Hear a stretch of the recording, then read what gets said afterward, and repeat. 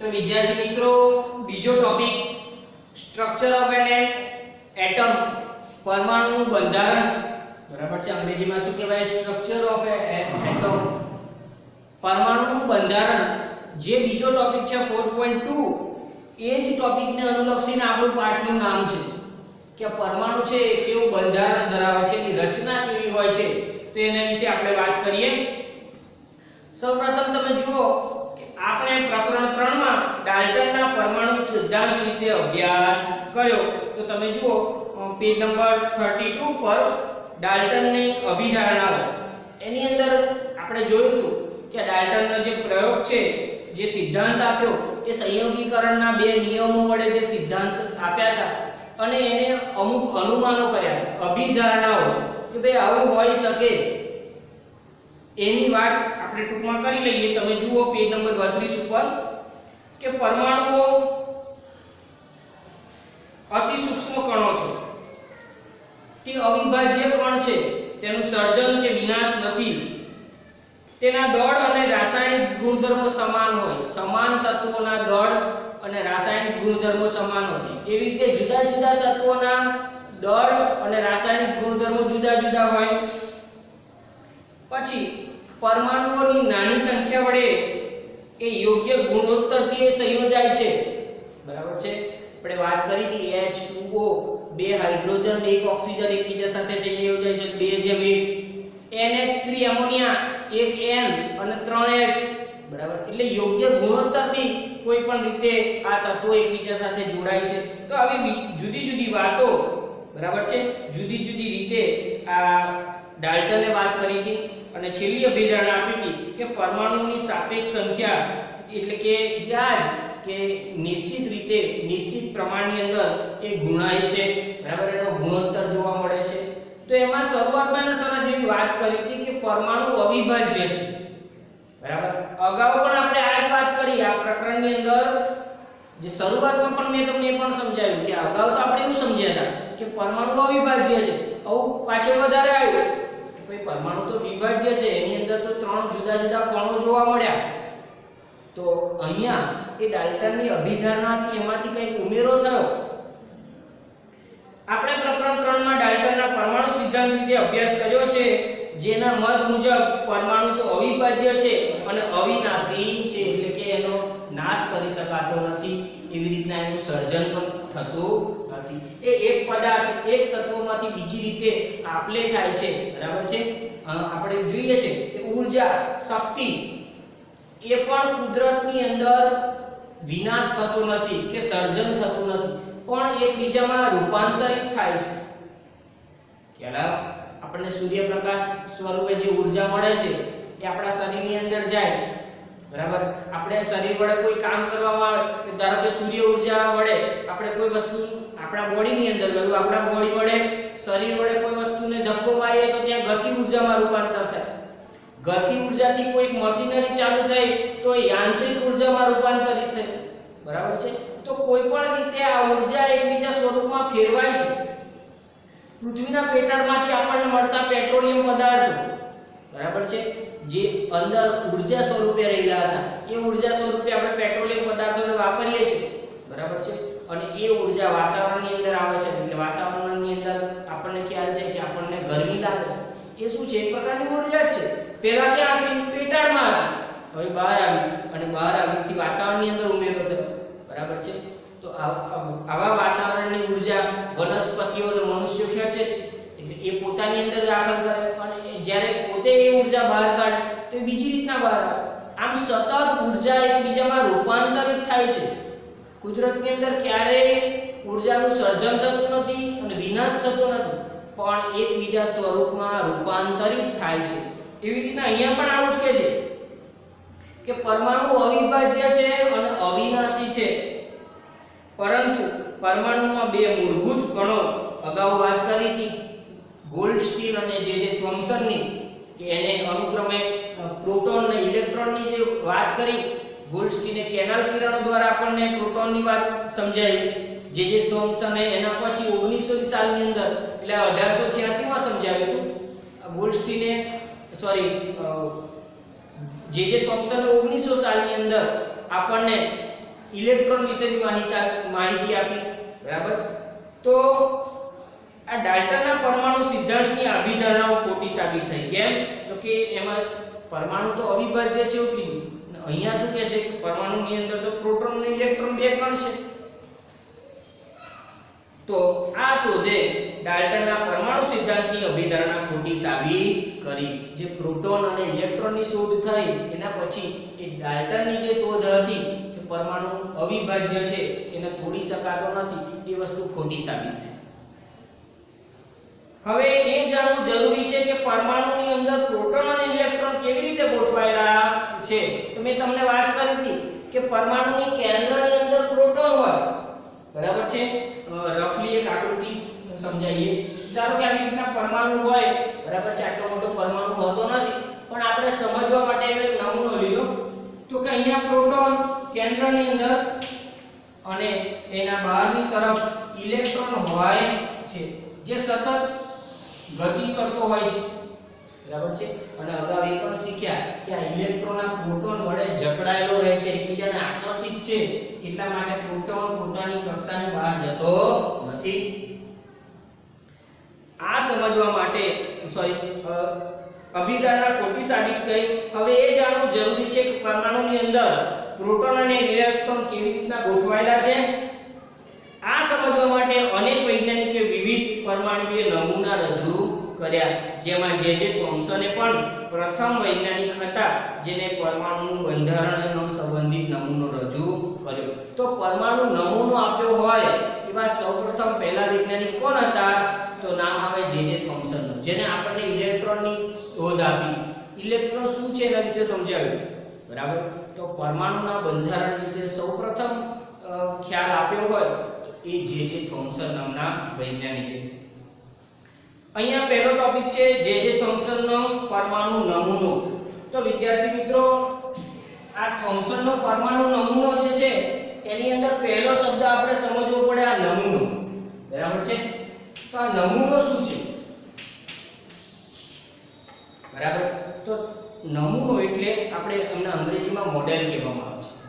તમે વિદ્યાર્થી મિત્રો કોઈ વખત સાયન્સ ફેર અથવા કોઈ એવી કોઈ જગ્યાએ તમે જોયું હશે કે નાનું એવું સ્ટ્રક્ચર બતાવ્યું હોય, નાનું એવું મોડેલ બતાવ્યું હોય કે જેના દ્વારા કોઈ બહુ મોટી પ્રવૃત્તિ કરી શકાય, આવું કોઈ બનાવી શકાય, એને કહેવાય મોડેલ. તમે કોઈ વખત સાયન્સ ફેરની અંદર જોજો, બરાબર છે, વિજ્ઞાન મેળાની અંદર, કે અમુક રસ્તાઓ, અમુક ઉદ્યોગો, એવા નાની નાની કંપનીઓ, પછી આજુબાજુ રોડ બતાવ્યા હોય, વૃક્ષો વાવ્યા હોય, લાઇટિંગ બતાવ્યા હોય, બરાબર છે. ઘણી વખત સિગ્નલો પણ કોઈ મોડેલ બતાવ્યું હોય. તો આવા નાના મોડેલ વડે આપણે કોઈ મોટું એવું સર્જન કરી શકીએ, આવી રીતનાની આપણી ભૌતિક સગવડો બનાવી શકીએ, અથવા પર્યાવરણમાં આવી રીતના સુધારો કરી શકીએ. એના માટે જુદા જુદા મોડેલ બનાવવા છે, નમૂનો બનાવ્યો. એ નમૂનો એક જાતની વિચારધારા છે કે આવું કરીએ તો આવું સર્જન કરી શકાય, આવું બનાવી શકાય. આપણને ખ્યાલ છે અત્યારે ઘણા વિદ્યાર્થીઓ સિક્યુરિટી માટે શું કરે કે સોસાયટીની આજુબાજુ કોઈ એવા સિગ્નલ મૂકે કે તમે અંદર પસાર થાવ અથવા આજુબાજુની જે દિવાલો હોય છે એને કોઈ ટચ કરે તો લાઇટ થાય અથવા કોઈ સિગ્નલ વાગે. આવા તમે કોઈ મોડેલ જોયા હશે સાયન્સ ફેરની અંદર, બરાબર છે. અથવા કોઈ કંપનીની આજુબાજુ વૃક્ષો વાવવા જોઈએ, બરાબર છે. પ્રદૂષિત પાણીને કોઈ એક સ્ટોરેજ કરવાનું અને ફરીથી એ પાણીનો ઉપયોગ કરવાનો, આવા પણ મોડેલ ઘણા વિદ્યાર્થીઓ બનાવે છે. તો આ મોડેલ શું છે?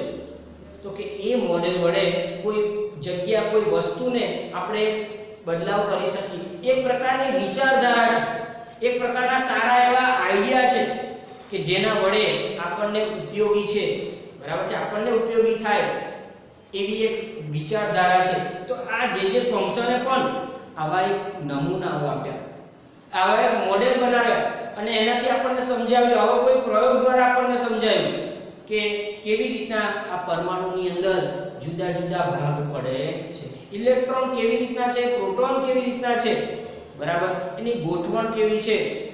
તો આ પરમાણુના બંધારણ વિશેનું સૌપ્રથમ વાત આ જે થોમ્સને આપણે સમજાવી, એને આપણે જોઈએ. તો સૌપ્રથમ છે થોમ્સનનો પરમાણુ નમૂનો.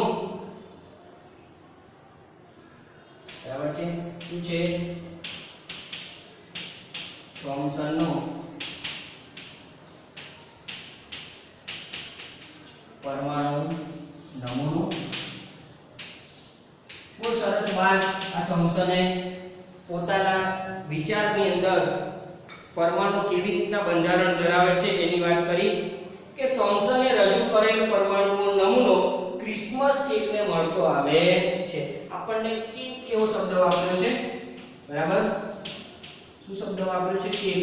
આપણે બધા કેક ખાઈએ છીએ કોઈ બર્થડે ની અંદર અથવા કોઈ પ્રોગ્રામની અંદર, પણ અહીંયા શબ્દ વાપર્યો છે ક્રિસમસ કેક, બરાબર છે? ક્રિસમસ ટ્રી હોય જેની અંદર અલગ અલગ વસ્તુ ડિઝાઇન કરેલી હોય છે, લાઇટિંગ કરેલા હોય છે, જુદા જુદા સરસ પાંદડા હોય છે. તો એવી રીતે આ ક્રિસમસ કેક, બરાબર, એક ક્રિસમસ કેકને મળતો આવે છે. તેનો આકાર કયો કીધો એને? Christmas cake. આપણને ખબર છે કેક આવી રીતના વર્તુળ આકારે જો લઈએ, બરાબર છે, અને એની ઉપરની બાજુ તમે કોઈ ચોકલેટના નાના નાના એવા બોલ મૂકી શકો, બરાબર છે, અથવા કોઈ વસ્તુ એવી રીતના તમે ડ્રાય ફ્રૂટ મૂકી શકો. તો એ જે ભાગ છે એ ક્રિસમસ કેક તરીકે ને કીધું. પોતાના મત મુજબ પરમાણુ ધન વીજભારિત ગોળો છે. પરમાણુ શું છે? તો આ પરમાણુ એ ધન વીજભારિત ગોળો, બરાબર. અને આ જે ક્રિસમસ નો કેક છે એની વાત કરી છે કે આ ક્રિસમસ કેક છે એ એક ગોળા તરીકે વિચારો, એક વર્તુળ ભાગ તરીકે વિચારો તો એ કેવો છે? ધન વીજભારિત. જેમાં ક્રિસમસ કેકમાં ગોઠવેલી સૂકી દ્રાક્ષ અથવા સૂકા મેવાની માફક ઇલેક્ટ્રોન ગોઠવેલા છે, બરાબર. ઇલેક્ટ્રોન કેવી રીતના ગોઠવાય છે પરમાણુની અંદર? તો કે ધારો કે આ પરમાણુની અંદર જેમ સૂકો મેવો તમે કેકની ઉપર મૂક્યો હોય અથવા સૂકી દ્રાક્ષ, બરાબર, જે પણ હોય, અથવા તમે કેકની અંદર જોઈ શકો છો નાના નાના એવા ચોકલેટના બોલ્સ હોય છે, બરાબર છે, તેવા જે બોલ્સ મૂકેલા હોય તો એને ઇલેક્ટ્રોન તરીકે સમજાવ્યા છે. જેમ ક્રિસમસ કેકમાં ગોઠવાયેલી સૂકી દ્રાક્ષ અથવા સૂકો મેવોની માફક ઇલેક્ટ્રોન ગોઠવાયેલા છે. ક્યાં ગોઠવાયેલા હોય? તો આ કેકની અંદર, બરાબર છે, આ પરમાણુની અંદર આવી રીતના ઇલેક્ટ્રોન ગોઠવાયેલા છે. તરબૂચનું ઉદાહરણ લઈને પણ એને સમજાવ્યું, બરાબર. એને બીજું એક ઉદાહરણ શું આપ્યું? તરબૂચનું. કે તરબૂચના ઉદાહરણ પણ લઈને સમજાવી શકાય કે જેમાં ધન વીજભારિત પ્રોટોન એ તરબૂચના લાલ ભાગની માફક, બરાબર, આપણો જે અંદર લાલ ભાગ હોય છે એને શું કીધું? પ્રોટોનનો ભાગ, જે ધન વીજભારિત છે, બરાબર. તમે આની અંદર વિચારી શકો કે આ જે ભાગ છે વચ્ચેનો ભાગ, બરાબર, એ તમે લાલ કલરનો તરબૂચ તરીકે વિચારો તો એ ભાગ છે, બરાબર. તો આવી રીતના તરબૂચ વડે પણ એને સમજાવ્યું કે જે તમે ભાગ ખાઓ છો જે લાલ રંગનો છે એ ધન વીજભારિત છે. કેવો છે? આવો મેં આકાર બતાવ્યો છે, બરાબર. એ કેવો? કેને કહેવાય? ધન વીજભારિત, બરાબર છે. એટલે કે પ્રોટોન તરીકે એ ગણી શકાય. જેમાં ધન વીજભારિત પ્રોટોન એ તરબૂચના લાલ ભાગની માફક, જેને આપણે ખાઈ શકીએ છીએ, એ સમગ્ર રીતે ફેલાયેલા હોય છે. અને ઇલેક્ટ્રોન એ તરબૂચના લાલ ભાગમાં રહેલા બીજની જેમ ગોઠવાયેલા હોય. આ લાલ ભાગની અંદર જેમ બીજ હોય, તરબૂચની અંદર તમે જોજો આ રીતના બે ભાગની અંદર વહેંચાયેલા હોય, પણ અહીંયા આવી રીતના સમજાવી શકાય, બરાબર છે. એવી રીતના કોઈ ચોક્કસ ગોઠવણી હોય, બરાબર. ઘણી વખત અસ્તવ્યસ્ત પણ ગોઠવણી હોય, એવું જરૂરી નથી કે આવી રીતના ઇલેક્ટ્રોન ગોઠવાયેલા હોય. વાસ્તવમાં તરબૂચના બીયા તો આડાવડી ગમે ત્યાં હોય, બરાબર છે. તો પણ વધારે પડતા બે બાજુમાં તમને જોવા મળશે, બરાબર છે. તો એવી રીતે ઇલેક્ટ્રોન એ ધન વીજભારની અંદર ગોઠવાયેલા હોય છે. જેમ તરબૂચની અંદર એ લાલ ભાગની આજુબાજુ તમે જોઈ શકો છો, વચ્ચેના ભાગે પણ જેમ તરબૂચના બી પડ્યા હોય એને બીને શું કીધું છે? ઇલેક્ટ્રોન તરીકે સમજાવ્યા છે. આ એક આપણને ઉદાહરણ દ્વારા સમજાવે છે કે પ્રોટોન કોને કહેવાય? તો કે તરબૂચના લાલ ભાગને જેને આપણે ખાઈએ છીએ, ઇલેક્ટ્રોન કોને કહેવાય? તો કે જે તરબૂચના બી તરબૂચની અંદર હોય છે એને ઇલેક્ટ્રોન તરીકે સમજાવ્યા. જેમ અહીંયા ક્રિસમસ કેકની વાત કરી અથવા સામાન્ય કેકની તમે વાત કરો તો જે સંપૂર્ણ કેક છે જેની અંદર આજુબાજુનો જે ભાગ છે અહીંયા તમે જોઈ શકો છો, બરાબર, એને ધન વીજભારિત અને ઉપર તમે સૂકી દ્રાક્ષ, સૂકો મેવો અથવા કોઈ ચોકલેટ બોલ્સ તરીકે તમે મૂક્યો છો ડિઝાઇન માટે, બરાબર છે, તો એ અહીંયા ઇલેક્ટ્રોન તરીકે તેને સમજાવ્યા છે. તમે નીચે આકૃતિમાં જુઓ, ધન વીજભારિત ગોળો અને આ જે ડોટ છે એ શું છે? ઇલેક્ટ્રોન છે, બરાબર છે. ઇલેક્ટ્રોન તરીકે કોને ગણાય? તો કે અહીંયા જે ડોટ બતાવ્યા છે, બરાબર છે, આ ભાગને ઇલેક્ટ્રોન તરીકે સમજાવી શકાય. તો આ થયો થોમ્સનનો પરમાણુ નમૂનો. તમે જુઓ, એક યલો કલરના બોક્સની અંદર આપણને થોમ્સન વિશે હિસ્ટ્રી થોડી આપી છે, એની સમજૂતી આપી છે એના જીવન વિશે. ખાસ વિદ્યાર્થી મિત્રો કહું કે આ ચેપ્ટરની અંદર જે ભાગ આપેલા છે વૈજ્ઞાનિકોના આવી રીતના બોક્સમાં પિક્ચર સાથે, તો આપણે એને તૈયાર કરવાના છે, બરાબર છે. એકાદ બે માર્ક્સની અંદર ટૂંકી નોંધ અથવા ટૂંકી માહિતી પૂછે તો આપણને આવડવી જોઈએ. એવું ના વિચારશો કે કોર્સ કટ થઈ ગયો એટલે આપણે 70% તૈયારી કરવાની. આવે નાના ભાગ અથવા કોઈ પણ વૈજ્ઞાનિક વિશે તમને 2-3 માર્ક્સની અંદર પૂછાય, બરાબર છે, તો તમને એ માહિતી આવડવી જોઈએ. તો હું વાત કરું થોમ્સનની કે એ બ્રિટિશ ભૌતિક શાસ્ત્રી હતા. કેવા હતા? બ્રિટિશ ભૌતિક શાસ્ત્રી, એટલે બ્રિટનના હતા, બરાબર છે. જે મહાસત્તા ધરાવતો દેશ ગ્રેટ બ્રિટન, એના એ ભૌતિક શાસ્ત્રી હતા. જે થોમ્સન 1856 થી 1940 કેટલું જીવન જીવ્યા છે? 1856 જે એમના જન્મનું વર્ષ છે, અને 1940, બરાબર છે, એમનું ધામ ગમન એ જ્યારે મૃત્યુ પામ્યા તેનું વર્ષ 1940, બરાબર છે. નો જન્મ 18 ડિસેમ્બર 1856 માં માન્ચેસ્ટરના ઉપનગર કીથમ હિલમાં થયો હતો. ક્યાં થયો હતો? માન્ચેસ્ટરની અંદર એનું ઉપનગર છે કીથમ હિલ. આ કીથમ હિલની અંદર એમનો જન્મ થયો હતો. ઇલેક્ટ્રોનની શોધ બદલ જો એમને શું આપણને દેન આપી છે, આપણા પર શું એને પ્રયોગ કરીને સાબિત કર્યું, અને આ વિશ્વની અંદર શું એવું સાબિત કરીને સમજાવ્યું, બરાબર છે. ખાસ આ મહત્વનું છે. જો કે મહત્વનું છે કે કઈ તારીખે જન્મ્યા છે, કયા દેશના છે, કયા શહેરની અંદર જન્મ થયો, બધું જ જરૂરી છે. પરંતુ આ બધું મહત્વનું છે કે એને શું આપણને દેન આપી, આપણને શું સમજાવ્યું. તો કે ઇલેક્ટ્રોનની શોધ બદલ તેમને 1906 માં નોબેલ પારિતોષિક દ્વારા સન્માનિત કરવામાં આવ્યા હતા, બરાબર છે. થોડાક દિવસ પહેલા જ આપણે નોબેલ વિશેની માહિતી મેં FB પર શેર કરી હતી, તમે કદાચ જોઈ શકો છો. આ નોબેલ વિશેની વાત અગાઉ આપણે ક્યારેક વિડિયોની અંદર પણ વિસ્તૃત રીતે તમને સમજાવીશ કે નોબેલ પારિતોષિક કેમ આપવામાં આવે છે, અને આ નોબેલ વિશે થોડી માહિતી આપણે પછી કોઈ વિડિયોમાં જોઈશું. તો આ ઇલેક્ટ્રોનની શોધ બદલ 1906 માં ક્યારે 1906 ની અંદર એમને નોબેલ પારિતોષિક દ્વારા સન્માનિત કરવામાં આવ્યા હતા. એમને ક્યારે શોધ કરી હતી?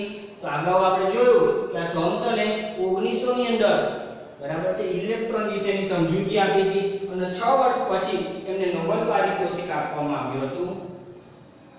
તેઓ 35 વર્ષ સુધી કેમ્બ્રિજની કેવેન્ડિશ પ્રયોગશાળામાં, જો 35 વર્ષ સુધી કેમ્બ્રિજ જે શહેર છે એની કેવેન્ડિશ પ્રયોગશાળાનું નામ છે એ કેવેન્ડિશ પ્રયોગશાળામાં નિર્દેશન આપ્યું. એટલે 35 વર્ષ સુધી આ થોમ્સને ત્યાં કામ કર્યું હતું. પાછળથી એટલે પછીના સમયમાં તેમના સંશોધનમાં મદદ કરનારા 7 સહાયકો, એમને જેને સહાય કરી હતી, સાથે સાથે સપોર્ટ કર્યો હતો, એવા 7 વ્યક્તિઓને પણ નોબેલ પારિતોષિક એનાયત કરવામાં આવ્યા હતા. વિદ્યાર્થી મિત્રો, અત્યારે આપણે જે ભણી રહ્યા છે ને એ વસ્તુ ઘણા વૈજ્ઞાનિકોના સંશોધનને આધારે આપણને અહીંયા સમજાવ્યું છે, બરાબર છે. હવે જોઈએ કે થોમ્સને શું સૂચવ્યું હતું, શું આપણને સમજાવ્યું છે, બરાબર? તો થોમ્સને સૂચવ્યું કે પરમાણુ ધન વીજભારિત ગોળોનો બનેલો છે. ખાસ યાદ રાખજો, બે મુદ્દા બહુ જ અગત્યના છે કે પરમાણુ એ ધન વીજભારિત કોઈ ગોળો છે અને ઇલેક્ટ્રોન તેમાં જડિત થયેલા છે. આ ઇલેક્ટ્રોન તેની અંદર જડિત થયેલા છે, કહેતા કે ગોઠવાયેલા છે. બીજું એને કીધું કે પરમાણુમાં ઋણભાર અને ધનભાર સમાન માત્રામાં, કેવા? ધન વીજભારિત અને ઋણ વીજભારિત એ સમાન માત્રા એટલે સમાન રીતે એ ગોઠવાયેલા છે.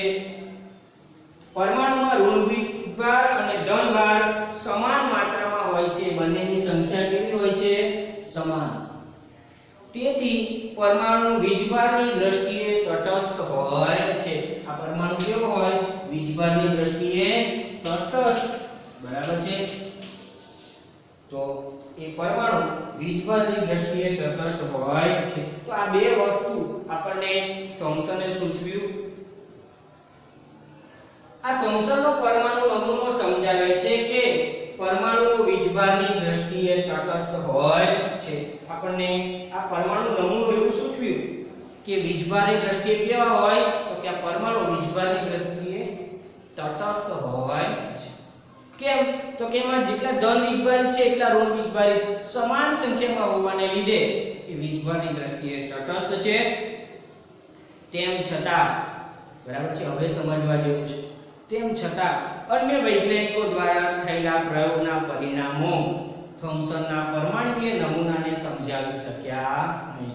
જો કોઈ પણ વૈજ્ઞાનિક જ્યારે કોઈ સંશોધન કરે તો એના પછી અન્ય વૈજ્ઞાનિકો એ સાચું છે એ સાબિત કરવા માટે પોતે સતત મથતા હોય છે, સતત પ્રયત્ન કરતા હોય છે. પોતે પણ એ પ્રયોગ કરી જોવે, ભલે બીજાએ સંશોધન કર્યું હોય ને એની અંદર કંઈક ઉમેરો હોય તો ઉમેરો કરવા લાગે. તો અહીંયા છેલ્લે એવું સમજાવ્યું કે અન્ય વૈજ્ઞાનિકો દ્વારા જે સંશોધનો થયેલા છે એ સંશોધનોની અંદર આ થોમ્સનનો પરમાણુ નમૂનો એ લોકો સમજાવી શક્યા નહીં. એટલે એમને એવું સાબિત કર્યું કે આ પરમાણુ નમૂનો ખોટો છે, આની અંદર કંઈક વધુ ઉમેરો છે. અને જેની વાત આપણે આગળ રુથરફોર્ડના પરમાણુ નમૂનાથી શરૂઆત કરીને સમજીશું. ઓકે, તો આ થઈ પરમાણુનું બંધારણ અને થોમ્સનના પરમાણુ નમૂના વિશેની વાત, જે બહુ સરસ પ્રશ્ન છે, બહુ સરસ સમજવા જેવો ટોપિક છે. સાથે સાથે થોમ્સનનું જીવન કેવું હતું, બરાબર છે, ક્યાં જન્મ્યા હતા, જન્મ તારીખ સાથે ઇલેક્ટ્રોનની બેન કરી છે અને એની સાથે બીજા 7 સહાયકોએ જે એમને સહાય કરી હતી, એમને સપોર્ટ કર્યો હતો, એમની સાથે મદદ કરી હતી, એમને પણ તેમની સાથોસાથ એવા પારિતોષિક, નોબેલ પારિતોષિક આપી હતી. એટલે આ સરસ એવી વાત આની અંદર આપણે જોઈ. આગળ આપણે બીજું સમજીશું રુથરફોર્ડનો પરમાણુ નમૂનો. બરાબર છે? Okay, thank you.